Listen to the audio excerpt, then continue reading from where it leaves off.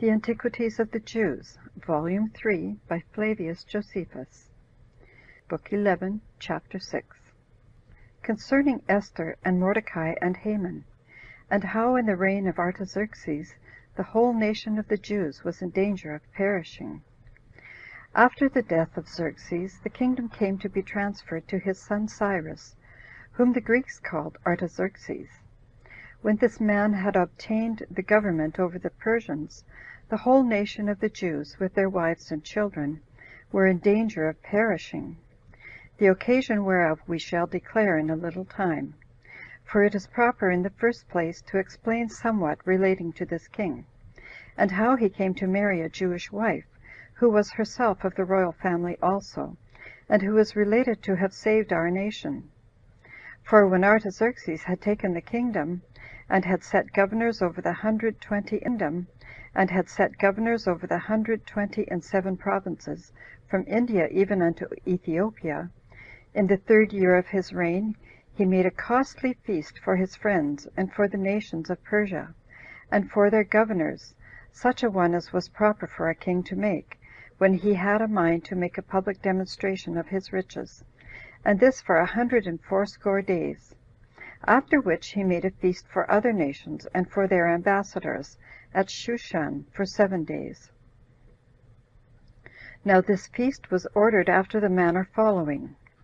He caused a tent to be pitched, which was supported by pillars of gold and silver, with curtains of linen and purple spread over them, that it might afford room for many 10,000s to sit down. The cups with which the waiters ministered were of gold, and adorned with precious stones, for pleasure and for sight. He also gave order, as is the practice of the Persians, but to permit every one of the guests to enjoy himself according to his own inclination. Moreover, he sent messengers through the country, and gave order that they should have a remission of their labors, and should keep a festival many days, on account of his kingdom. In like manner did Vashti the queen gather her guests together, and made them a feast in the palace. Now the king was desirous to show her, who exceeded all other women in beauty, to those that feasted with him, and he sent some to command her to come to his feast. But she, out of regard to the laws of the Persians, which forbid the wives to be seen by strangers, did not go to the king, and though he oftentimes sent the eunuchs to her, she did nevertheless stay away, and refused to come, till the king was so much irritated that he brake up the entertainment, and rose up, and called for those 7 who had the interpretation of the laws committed to them, and accused his wife, and said that he had been affronted by her, because that when she was frequently called by him to his feast, she did not obey him once. He therefore gave order that they should inform him what could be done by the law against her. So one of them, whose name was Memucan, said that this affront was offered not to him alone, but to all the Persians, who were in danger of leading their lives very ill with their wives, if they must be thus despised by them, for that none of their wives would have any reverence for their husbands, if they had such an example of arrogance in the queen towards thee, who rulest over all. Accordingly he exhorted him to punish her, who had been guilty of so great an affront to him, after a severe manner, and when he had done so, to publish to the nations what had been decreed about the queen. So the resolution was to put Vashti away, and to give her dignity to another woman. But the king, having been fond of her, did not well bear a separation, and yet by the law he could not admit of a reconciliation. So he was under trouble, as not having it in his power to do what he desired to do. But when his friends saw him so uneasy, they advised him to cast the memory of his wife and his love for her out of his mind,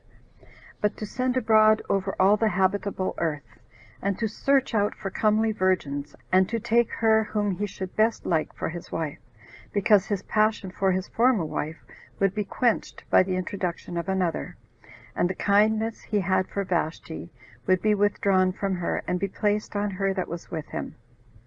Accordingly he was persuaded to follow this advice, and gave order to certain persons to choose out of the virgins that were in his kingdom that were esteemed the most comely. So when a great number of these virgins were gathered together, there was found a damsel in Babylon, whose parents were both dead, and she was brought up with her uncle Mordecai, for that was her uncle's name. This uncle was of the tribe of Benjamin, and was one of the principal persons among the Jews. Now it proved that this damsel, whose name was Esther, was the most beautiful of all the rest, and that the grace of her countenance drew the eyes of the spectators principally upon her. So she was committed to one of the eunuchs to take the care of her. And she was very exactly provided with sweet odors in great plenty, and with costly ointments, such as her body required to be anointed withal. And this was used for 6 months by the virgins, who were in number 400. And when the eunuch thought the virgins had been sufficiently purified in the forementioned time,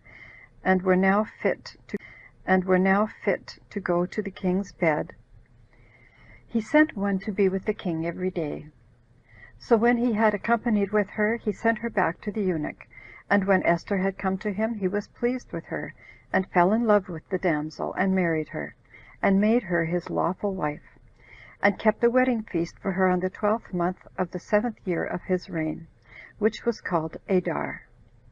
He also sent Angari, as they are called, or messengers, unto every nation, and gave orders that they should keep a feast for his marriage, while he himself treated the Persians and the Medes, and the principal men of the nations, for a whole month, on account of this his marriage. Accordingly Esther came to his royal palace, and he set a diadem on her head, and thus was Esther married, without making known to the king what nation she was derived from. Her uncle also removed from inquiring how the damsel did, for he loved her as though she had been his own daughter. Now the king made a law that none of his own people should approach him unless he were called, when he sat upon his throne, and men with axes in their hands stood round about his throne, in order to punish such as approached to him without being called. However, the king sat with a golden scepter in his hand, which he held out when he had a mind to save any one of those that approached to him without being called, and he who touched it was free from danger. But of this matter we have discoursed sufficiently. Some time after this, 2 eunuchs, Bigthan and Teresh, plotted against the king, and Barnabazas, the servant of one of the eunuchs, being by birth a Jew, was acquainted with their conspiracy, and discovered it to the queen's uncle. And Mordecai, by the means of Esther, made the conspirators known to the king. This troubled the king, but truth, and hanged the eunuchs upon a cross, while at that time he gave no reward to Mordecai, who had been the occasion of his preservation. He only bid the scribes to set down his name in the records, and bid him stay in the palace as an intimate friend of the king. Now there was one Haman, the son of Ammedatha, by birth an Amalekite, that used to go into the king. And the foreigners and Persians worshipped him, as Artaxerxes had commanded that such an honor should be paid to him.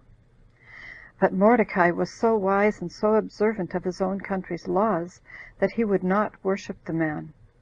When Haman observed this, he inquired whence he came, and when he understood that he was a Jew, he had indignation at him, and said within himself, that whereas the Persians, who were free men, worshipped him, this man, who was no better than a slave, does not vouchsafe to do so. And when he desired to punish Mordecai, he thought it to the king that he alone might be punished. He rather determined to abolish the whole nation, for he was naturally an enemy to the Jews, because the nation of the Amalekites, of which he was, had been destroyed by them. Accordingly he came to the king and accused them, saying, There is a certain wicked nation, and it is dispersed over all the habitable earth that was under his dominion, a nation separate from others, unsociable, neither admitting the same sort of divine worship that others do, nor using laws like to the laws of others, at enmity with thy people and with all men, both in their manners and practices. Now if thou wilt be a benefactor to thy subjects, thou wilt give order to destroy them utterly, and not leave the least remains of them, nor preserve any of them, either for slaves or for captives. But that the king might not be damnified by the loss of the tributes which the Jews paid him, Haman promnified by the loss of the tributes which the Jews paid him, Haman promised to give him out of his own estate 40,000 talents whensoever he pleased. And he said he would pay this money very willingly, that the kingdom might be freed from such a misfortune. When Haman had made this petition, the king both forgave him the money and granted him the men, to do what he would with them. So Haman, having gained what he desired, sent out immediately a decree as from the king, to all nations, the contents whereof were these: Artaxerxes, the great king, to the rulers of the 127 provinces, from India to Ethiopia, sends this writing: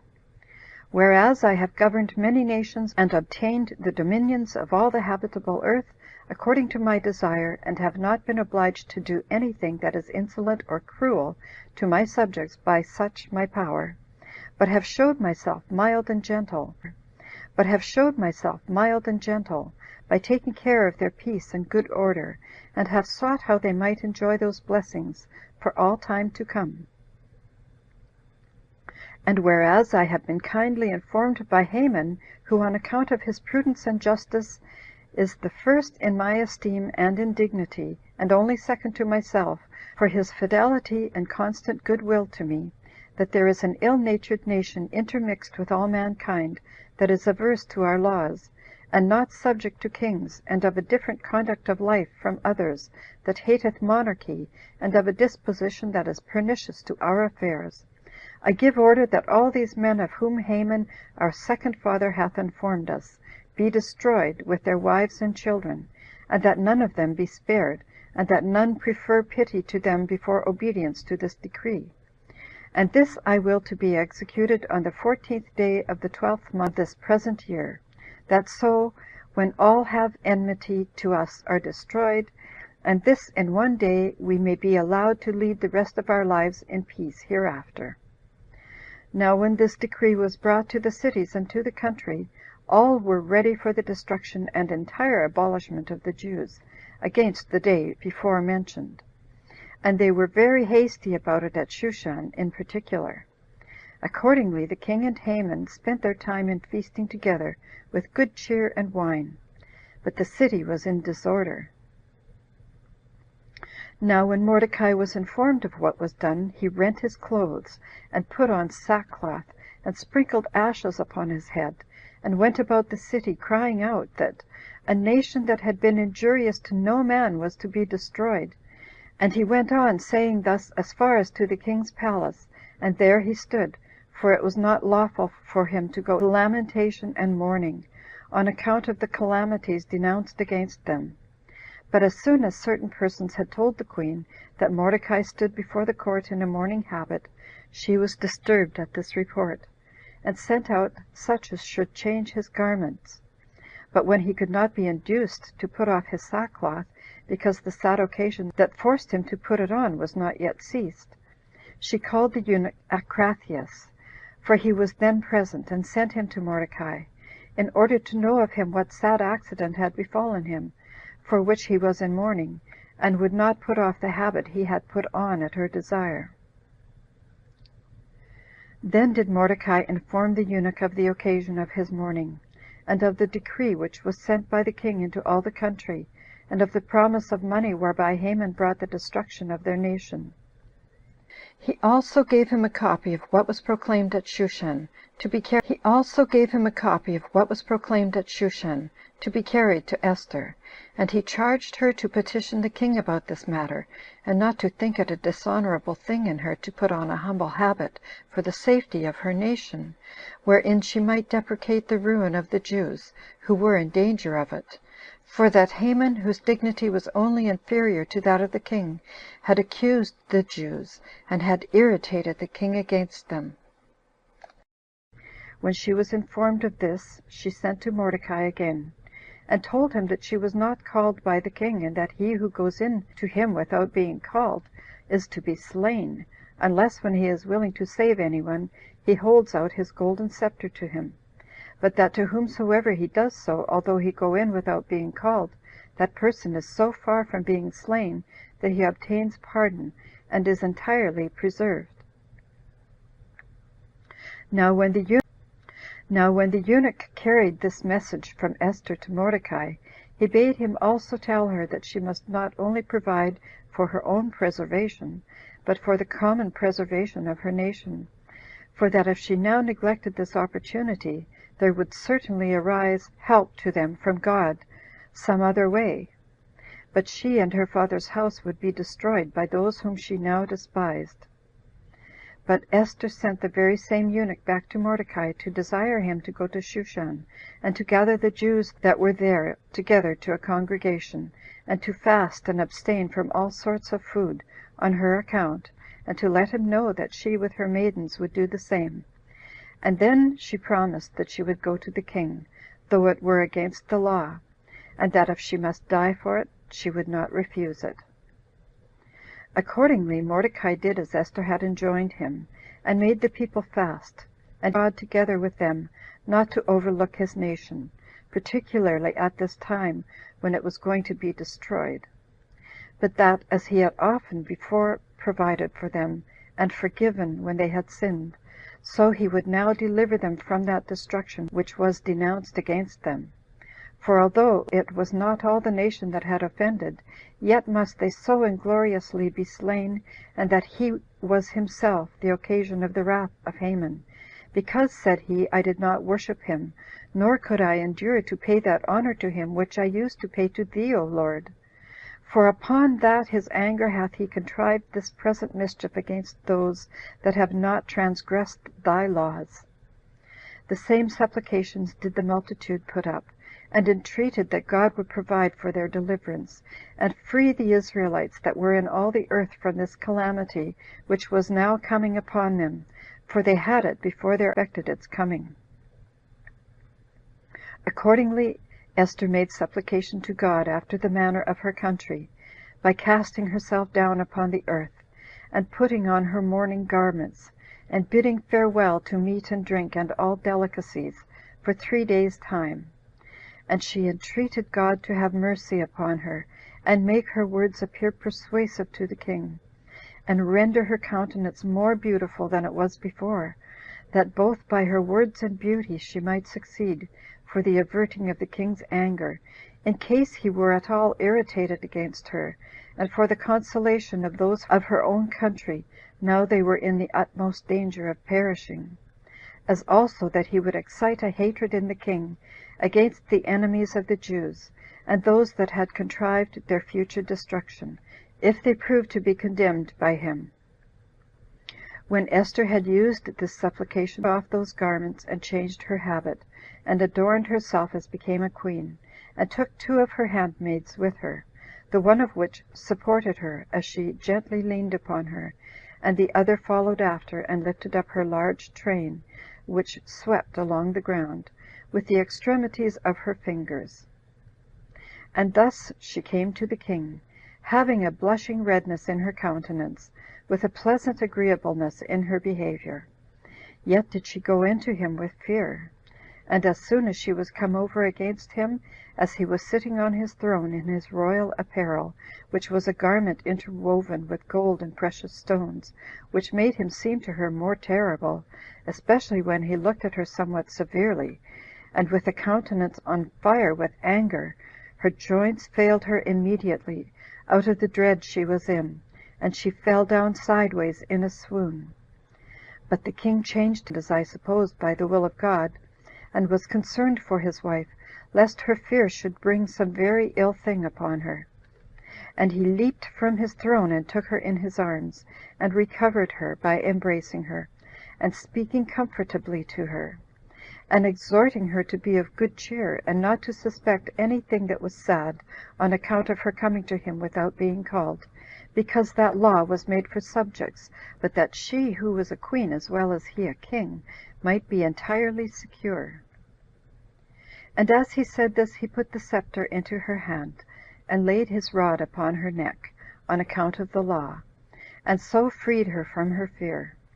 And after she had recovered herself by these encouragements, she said, My lord, it is not easy for me on the sudden to say what hath happened, for as soon as I saw thee to be great, and comely, and terrible, my spirit departed from me, and I had sudden to say what hath happened, For as soon as I saw thee to be great, and comely, and terrible, my spirit departed from me, and I had no soul left in me."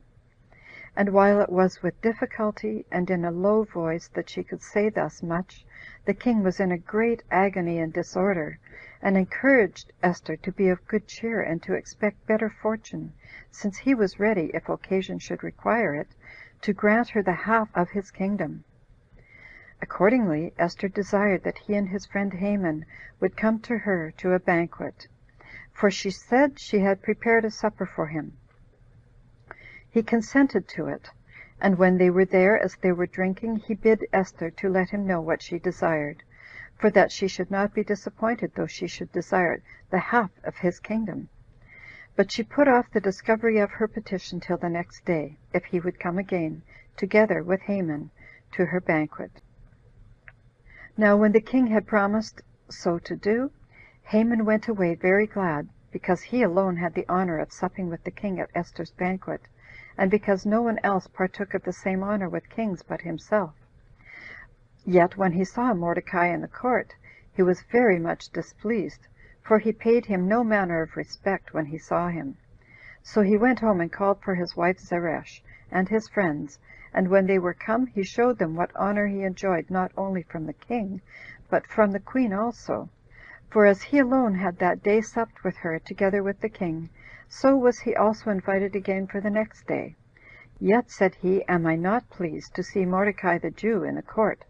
Hereupon his wife Zeresh advised him to give order that a gallows should be made 50 cubits high, and that in the morning he should ask it of the king, that Mordecai might be hanged thereon. So he commended her to his servants to prepare the gallows, and to place it in the court, for the punishment of Mordecai thereon, which was accordingly prepared. But God laughed to scorn the wicked expectations of Haman, and as he knew what the event would be, he was delighted at it, for that night he took away the king's sleep. And as the king was not willing to lose the time of his lying awake, but to spend it in something that might be of advantage to his kingdom, he commanded the scribe to bring him the chronicles of the former kings, and the records of his own actions. And when he had brought them and was reading them, one was found to have received a country on account of his excellent management on a certain occasion, and the name of the country was set down. Another was found to have had a present made him on account of his fidelity. Then the scribe came to Bigthan and Teresh, the eunuchs that had made a conspiracy against the king, which Mordecai had discovered. And when the scribe said, the king stopped him, and inquired whether it was not added that Mordecai had a reward given him. And when he said there was no such addition, he bade him leave off. And he inquired of those that were appointed for that purpose what hour of the night it was. And when he was informed that it was already day, he gave order that if they found any one of his friends already come and standing before the court, they should tell him. Now it happened that Haman was found there, for he was come sooner than ordinary to petition the king to have Mordecai put to death. And when the servants said that Haman was before the court, he bid them call him in. And when he was come in, he said, Because I know that thou art my only fast friend, I desire thee to give me advice how I may honor one that I greatly love, and that after a manner suitable to my magnificence. Now Haman reasoned with himself that what opinion he should give it would be for himself, since it was he alone who was beloved by the king. So he gave that advice which he thought of all other the best. For he said, If thou wouldst truly honor a man whom thou sayest thou dost love, give order that he may ride on horseback, with the same garment on which thou wearest, and with a gold chain about his neck, and let one of thy intimate friends go before him, and proclaim through the whole city that whosoever the king honoreth obtaineth this mark of his honor. This was the advice which Haman gave, out of a supposal that such a reward would come to himself. Hereupon the king was pleased with the advice, and said, Go thou therefore, for thou hast the horse, the garment, and the chain. Ask for Mordecai the Jew, and give him those things, and go before his horse, and proclaim accordingly. For thou art, said he, my intimate friend, and hast given me good advice. Be thou then the minister of advised me to. This shall be his reward from us for preserving my life." When he heard this order, which was entirely unexpected, he was confounded in his mind, and knew not what to do.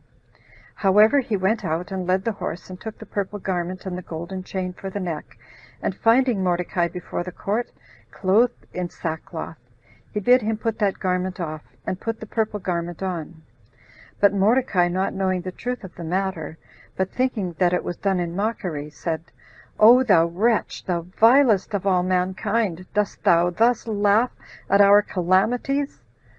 But when he was satisfied that the king bestowed this honor upon him, for the deliverance he had procured him when he convicted the eunuchs who had conspired against him, he put on that purple garment which the king always wore, and put the chain about his neck, and got on horseback, and went round the city, while Haman went back, and went round the city, while Haman went before and proclaimed, "This shall be the reward which the king shall bestow on every one whom he loves, and esteems worthy of honor." And when they had gone round the city, Mordecai went in to the king, but Haman went home out of shame, and informed his wife and friends of what had happened, and this with tears, who said that he would never be able to be revenged of Mordecai, for that God was with him. Now, while these men were thus talking one to another, Esther's eunuchs hastened Haman away to come to supper. But one of the eunuchs, named Sabuchadas, saw the gallows that was fixed in Haman's house, and inquired of one of his servants for what purpose they had prepared it. So he knew that it was for the queen's uncle, because Haman was about to petition the king that he might be punished. But at present he held his peace. Now when the king desired to obtain, and assured her that she should have whatsoever she had a mind to, she then lamented the danger her people were in, and said that she and her nation were given up to be destroyed, and that she on that account made this her petition, that she would not have troubled him if he had only given order that they should be sold into bitter servitude, for such a misfortune would not have been intolerable, but she desired that they might be delivered from such destruction. And when the king inquired of her whom was the author of this misery to them, she then openly accused Haman, and convicted him that he had been the wicked instrument of this, and had formed this plot against them. When the king was hereupon in disorder, and was gone hastily out of the banquet into the gardens, Haman began to intercede with Esther, and to beseech her to forgive him as to what he had offended, for he perceived that he was in a very bad case. And as he had fallen upon the queen's bed, and was making supplication to her, the king came in, and being still more provoked at what he saw, "O thou wretch," said he, "thou vilest of all mankind, dost thou aim to force in wife?"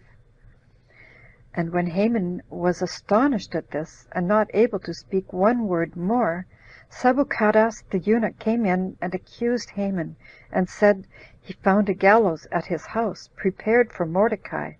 for that the servant told him so much upon his inquiry, when he was sent to him to call him to supper. He said further that the gallows was 50 cubits high, which when the king heard, he determined that Haman should be punished after no other manner than that which had been devised by him against Mordecai. So he gave order immediately that he should be hung upon those gallows, and be put to death after that manner. And from hence I cannot forbear to admire God, and to learn hence his wisdom and his justice, not only in punishing the wickedness of Haman, but in so disposing it that he should undergo the very same punishment which he had contrived for another, as also because thereby he teaches others this lesson, that what mischiefs any one prepares against another, he, without knowing of it, first contrives it against himself. Wherefore Haman, who had immoderately abused the honor he had from the king, was destroyed after this manner, and the king granted his estate to the queen. He also called for Mordecai, for Esther had informed him that she was akin to him, and gave that ring to Mordecai which he had before given to Haman. The queen also gave Haman's estate to Mordecai, and prayed the king to deliver the nation of the Jews from the fear of death, and showed deliver the nation of the Jews from the fear of death, and showed him what had been written over all the country by Haman, the son of Ammedatha, for that if her country were destroyed and her countrymen were to perish, she could not bear to live herself any longer. So the king promised her that he would not do anything that should be disagreeable to her, nor contradict what she desired. But he bid her write what she pleased about the Jews, in the king's name, and seal it with his seal, and send it to all his kingdom, for that those who read epistles whose authority is secured by having the king's seal to them would no way contradict what was written therein. So he commanded the king's scribes to be sent for, and to write to the nations on the Jews' behalf, and to his lieutenants and governors that were over his 127 provinces, from India to Ethiopia. Now the contents of this epistle were these: The great king Artaxerxes to our rulers, and those that are our faithful subjects, sendeth greeting. Many men there are, who, on account of the greatness of the benefits bestowed on them, and because of the honor which they have obtained from the wonderful kind treatment of those that bestowed it, are not only injurious to their inferiors, but do not scruple to do evil to those that have been their benefactors, as if they would take away gratitude from among men. And by their insolent abuse of such benefits as they never expected, they turn the abundance they have against those that are the authors of it, and suppose they shall lie concealed from God in that case,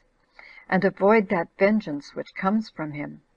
Some of these men, when they have had the management of affairs committed to them by their friends, and bearing private malice of their own against some others, by deceit persuade them to be angry at such as have done them no harm, till they are in danger of perishing, and this by laying accusations and calumnies. Nor is this state of things to be discovered by ancient examples, or as such as we have learnt by report only, but by some examples of such impudent attempts under our own eyes, so that it is not fit to attend any longer to calumnies and accusations, nor to the persuasions of others, but to determine what any one knows of himself to have been really done, and to punish what justly deserves it, and to grant favors to such as are innocent. This hath been the case of Haman, the son of Ammedatha, by birth an Amalekite, and alien from the blood of the Persians, who, when he was hospitably entertained by us, and partook of that kindness which we bear to all men to so great a degree, as to be called my father, and to be all along worshipped, and to have honor paid him by all in the second rank after the royal honor due to ourselves, he could not bear his good fortune, nor govern the magnitude of his prosperity with sound reason. Nay, he made a conspiracy against me and my life, who gave him his authority, by endeavoring to take away Mordecai my benefactor and my savior, and by basely and treacherously requiring to have Esther, the partner of my life and of my dominion, brought to destruction. For he contrived by this means to deprive me of my faithful friends, and transfer the government to others. But since I perceived that these Jews that were by this pernicious fellow devoted to destruction were not wicked men, but conducted their lives after the best manner, and were men dedicated to the worship of that God who hath preserved the kingdom to me and to my ancestors, I do not only free them from the punishment which the former epistle, which was sent by you, refuse obedience, you shall do well, but I will that they have all honor paid to them. Accordingly, I have hanged up the man that contrived such things against them, with his family, before the gates of Shushan, that punishment being sent upon him by God, who seeth all things. And I give you in charge that you publicly propose a copy of this epistle through all my kingdom, that the Jews may be permitted peaceably to use their own laws, and that you assist them, that at the same season whereto their miserable estate did belong, they may defend themselves the very same day from unjust violence, the 13th day of the 12th month, which is Adar, for which God hath made that day a day of salvation instead of a day of destruction to them. And may it be a good day to those that wish us well, and a memorial of the punishment of the conspirators against us. And I will that you take notice that every city and every that shall disobey any thing that is contained in this epistle shall be destroyed by fire and sword. However, let this epistle be published through all the country that is under our obedience, and let all the Jews by all means be ready against the day before mentioned, that they may avenge themselves upon their enemies." Accordingly, the horsemen who carried the epistles proceeded on the ways which they were to go with speed. But as for Mordecai, as soon as he had assumed the royal garment and the crown of gold, and had put the chain about his neck, he went forth in a public procession. And when the Jews who were at Shushan saw him in so great honor with the king, they thought his good fortune was common to themselves also, and joy and a beam of salvation encompassed the Jews, both those that were in the cities and those that were in the countries, upon the publication of the king's letters, insomuch that many circumcised their foreskin for fear of the Jews, that they might procure safety to themselves thereby. For on the 13th day of the 12th month, which according to the Hebrews is called Adar, but according to the Macedonians Dystrus, those that carried the king's epistle gave them notice, that the same day wherein their danger was to have been, on that very day should they destroy their enemies. But now the rulers of the provinces, and the tyrants, and the kings, and the scribes, had the Jews in esteem, for the fear they were in of Mordecai forced them to act with discretion. Now when the royal decree was come to all the country that was subject to the king, it fell out that the Jews at Shushan slew 500 of their enemies. And when the king had told Esther the number of those that were slain in that city, but did not well know what had been done in the provinces, he asked her whether she would have anything further done against them, for that it should be done accordingly. Upon which she desired that the Jews might be permitted to treat their remaining enemies in the same manner the next day, as also that they might hang the 10 sons of Haman upon the gallows. So the king permitted the Jews so to do, as desirous not to contradict Esther. So they gathered themselves together again on the 14th day of the month Dystrus, and slew about 300 of their enemies, but touched nothing of what riches they had. Now there were slain by the Jews that were in the country and in the other cities 75,000 of their enemies, and these were slain on the 13th day of the month, and the next day they kept as a festival. In like manner the Jews that were in Shushan gathered themselves together, and feasted on the 14th day, and that which followed it. Whence it is that even now all the Jews that are in the habitable earth keep these days festival, and send portions to one another. Mordecai also wrote to the Jews that lived in the kingdom of Artaxerxes to observe these days, and celebrate them as festivals, and to deliver them down to posterity, that this festival might continue for all time to come, and that it might never be buried in oblivion. For since they were about to be destroyed on these days by Haman, they would do a right thing upon escaping the danger in them, and on them inflicting punishment on their enemies, to observe those days, and give thanks to God on them, for which cause the Jews still keep the forementioned days, and call them days of Purim. And Mordecai became a great and illustrious person with the king, and assisted him in the government of the people. He also lived with the queen, so that the affairs of the Jews were by their means better than they could. This was the state of the Jews under the reign of Artaxerxes. End of Book 11, Chapter 6.